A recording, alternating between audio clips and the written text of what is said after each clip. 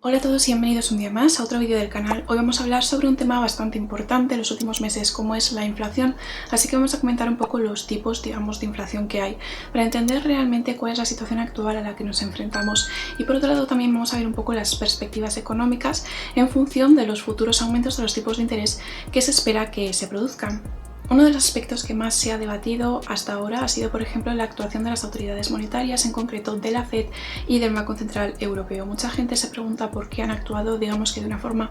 no muy coordinada, ¿no? Cada uno ha tomado una decisión un poco diferente. La FED ha aumentado los tipos de interés antes que el Banco Central Europeo y mucha gente se ha estado preguntando o debatiendo cuál sería la actuación más adecuada, si seguir el camino de la FED, del Banco Central Europeo u otra diferente. Para entender un poco los distintos caminos que ha seguido cada uno de ellos, es importante tener en cuenta que es que los bancos centrales o las autoridades monetarias trabajan en función de la inflación esperada, no de la inflación actual, y por lo tanto, a medida que van variando estas expectativas de inflación, van cambiando sus actuaciones. Así que obviamente cada una de estas partes tenía unas expectativas de inflación diferentes. La FED por su parte al principio consideraba un poco más la inflación de carácter transitorio, pero posteriormente comenzó a darse cuenta de que la inflación iba a durar más de lo esperado, así que subió los tipos de interés antes que el BCE, ya que el BCE por su parte seguía considerando que la inflación iba a ser transitoria y que se basaba sobre todo en unos factores de oferta, sobre lo que os voy a hablar a continuación, y básicamente en ese sentido no consideraba que iba a ser eficiente aumentar el tipo de interés, ya que el aumento del tipo de interés en definitiva no iba a bajar, por ejemplo, los precios del petróleo. Un aspecto fundamental sobre la inflación que debemos tener en cuenta para entender la situación actual y saber un poco los tipos de inflación así en general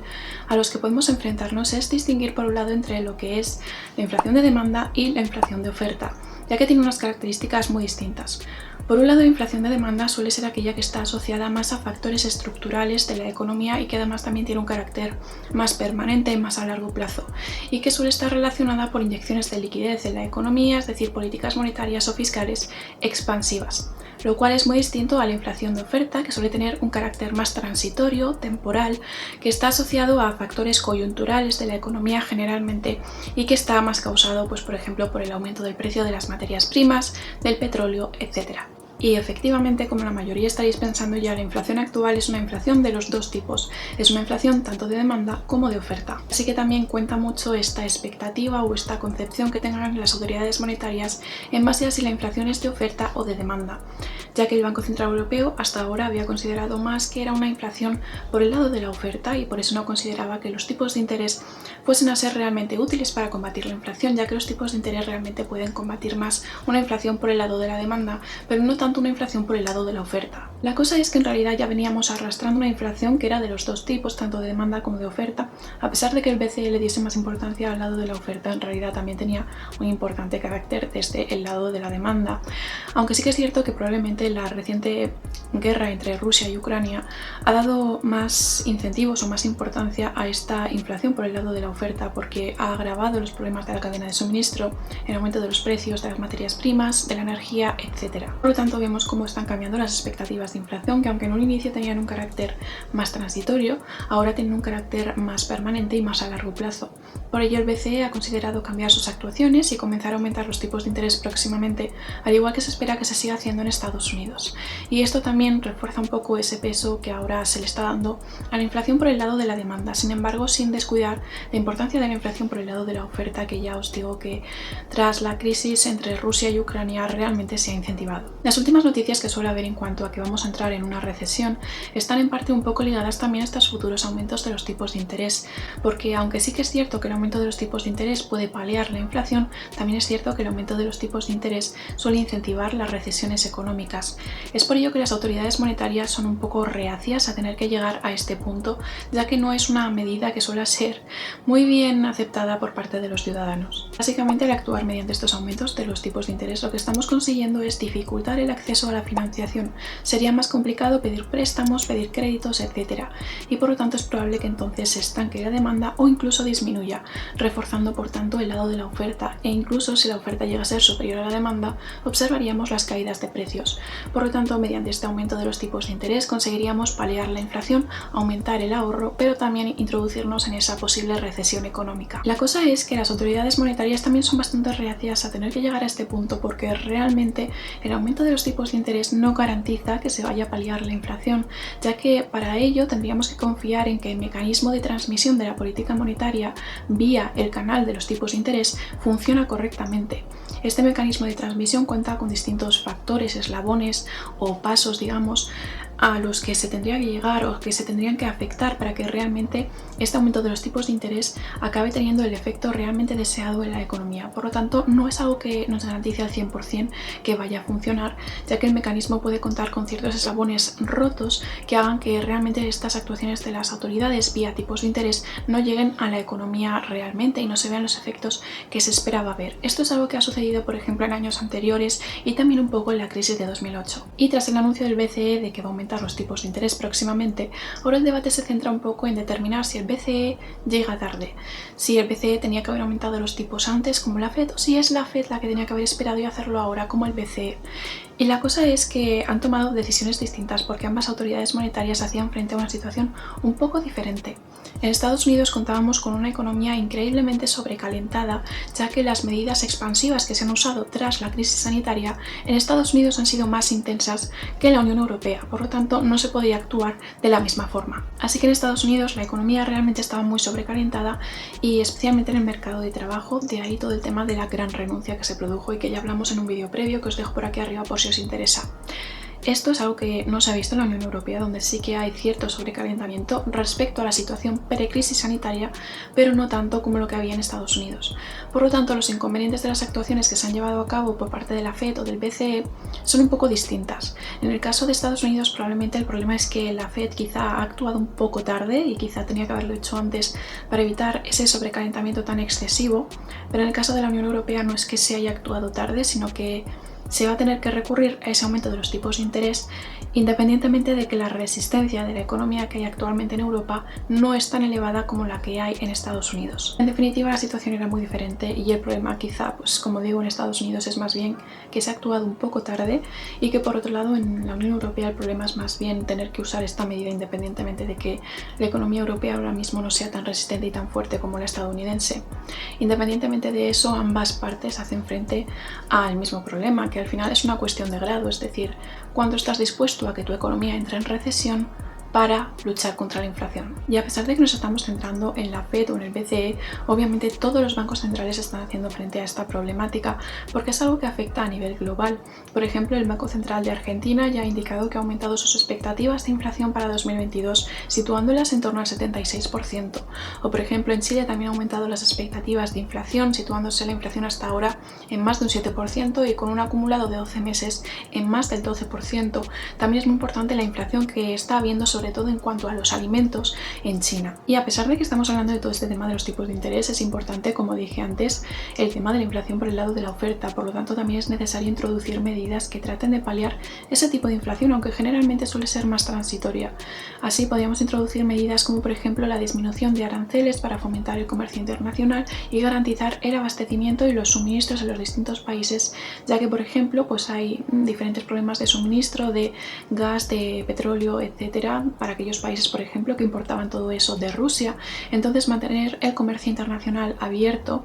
puede permitir que no se produzcan esas tensiones en los precios y que no aumenten. Es muy importante esta inflación por el lado de la oferta, especialmente en materia energética o de la evolución que está siguiendo el petróleo. La gasolina y el gasóleo, por ejemplo, en España ha llegado a superar los 2 euros por litro, lo cual es un máximo histórico, y además también desde el estallido de la guerra entre Rusia y Ucrania concretamente ha aumentado el precio de los combustibles en más de un 30%.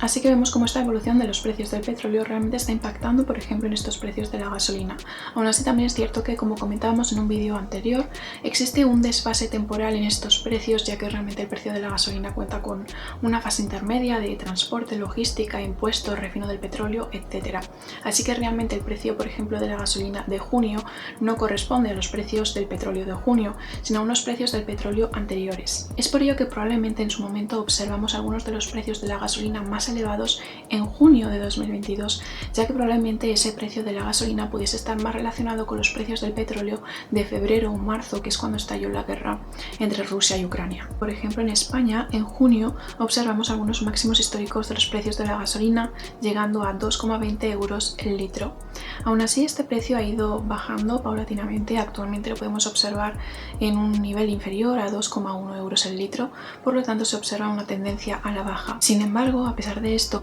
España sigue contando con unos precios de la gasolina sin plomo 95 y del diésel que son superiores a la media de la eurozona y a la media de la Unión Europea. Así que la inflación sigue siendo un aspecto bastante relevante en este área. Contadme en los comentarios cómo os impacta a vosotros, sobre todo si sois de otras partes del mundo, de otros países que no sea España. Decidme cómo os afecta este aumento de los precios del petróleo o del precio de la gasolina, etcétera, ya que en mi caso, por ejemplo,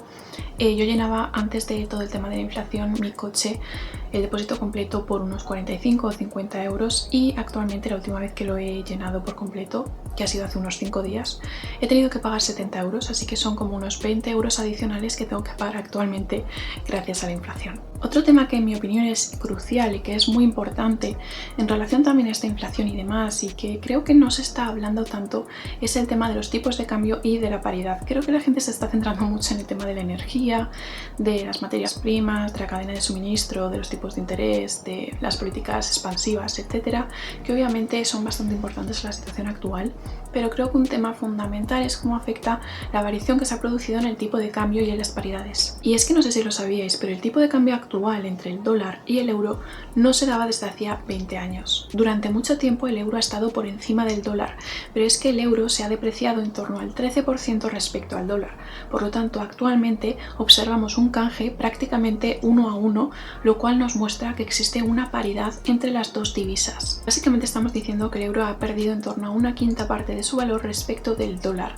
y esto tiene importantes efectos, sobre todo por ejemplo para la industria, que comercia gran cantidad de bienes o de materiales en dólares. Por lo tanto, por ejemplo, para importar ahora requieren de más euros para poder hacer el mismo nivel de importaciones. Todo esto es un coste adicional para la industria que evidentemente trasladarán a los precios a los que ofertarán los productos y los precios más elevados que tendrán que pagar los consumidores. Quizá la parte un poco más positiva que podríamos sacar de esto es que generalmente cuando una moneda se deprecia se impulsa la competitividad del país de esa moneda, ya que ahora los bienes o los servicios que produce ese país son un poco más baratos para el resto de países que suelen estar más interesados en comprar al país, que ahora es como un poco más barato. Esta evolución de los tipos de cambio es realmente importante, a pesar de que no se esté hablando tanto de ello, ya que realmente una depreciación prolongada del euro nos puede incrementar el riesgo de recesión técnica, y en concreto ya hay algunas estimaciones que muestran cómo se espera que la eurozona entre en recesión a finales de 2022. Otras estimaciones muestran cómo se espera que en otoño de este año haya una disminución del precio del petróleo Brent,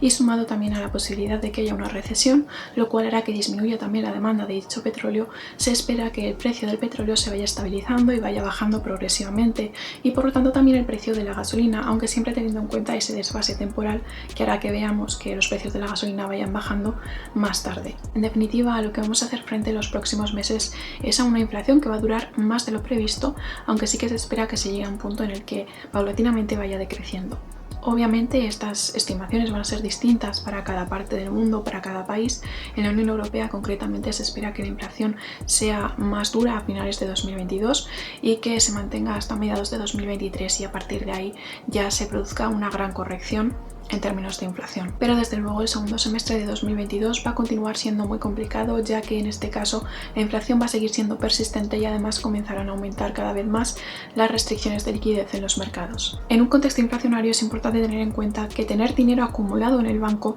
no es la mejor forma de ahorrar. En este caso probablemente estás perdiendo dinero, poder adquisitivo y demás, y para mejorar tus finanzas personales quizá tengas que contemplar otras opciones, por ejemplo invertir. También es cierto que la inflación no es amiga de todas las inversiones, y además los mercados de valores tampoco están en su mejor momento, y algunos expertos como por ejemplo Michael Burry indican cómo La bolsa actualmente se encuentra a la mitad de la caída que él estima que vaya a haber. Por lo tanto, también mucho cuidado ahí y hay que elegir bien las inversiones de una forma un poco estratégica. Así que lo más recomendable es invertir en aquellas empresas que tengan alto rendimiento y un balance sólido con un bajo endeudamiento que le proporcione una mayor capacidad de acción o de maniobra. Por eso siempre en el top 3 acciones de las inversiones que suelo analizar mensualmente me fijo mucho en el balance. Creo que es algo muy importante, que hay gente que simplemente se fija en el PER, en el Price to Book y ese tipo de cosas, pero no tanto en los balances, y los balances son fundamentales cuando se producen situaciones de crisis, situaciones inflacionarias, este tipo de problemas. Por lo tanto, siempre bajos niveles de endeudamiento, contrastar activos y pasivos y siempre mejor una clasificación de deudas a largo que a corto. Y hasta aquí un poco lo que os quería comentar en este vídeo sobre tema inflación, tipos de interés, tipos de cambio y un poco expectativas en algunos temas como en materia energética, con esos precios del petróleo y demás que preocupan a tantas personas. Así que dejadme en los comentarios vuestra opinión al respecto, cómo está impactando todo esto en vuestros países. Si vivís en algún sitio que sea distinto a España, contadme vuestra situación, vuestra opinión o cuáles son vuestras expectativas de aquí en adelante para la evolución de la economía del país en el que vivís. Y eso es todo por el vídeo de hoy, espero que os haya servido y que os haya sido útil, y si os ha gustado, por favor no os olvidéis de darle like y de suscribiros al canal para tener más vídeos como este, y nos vemos en el siguiente vídeo.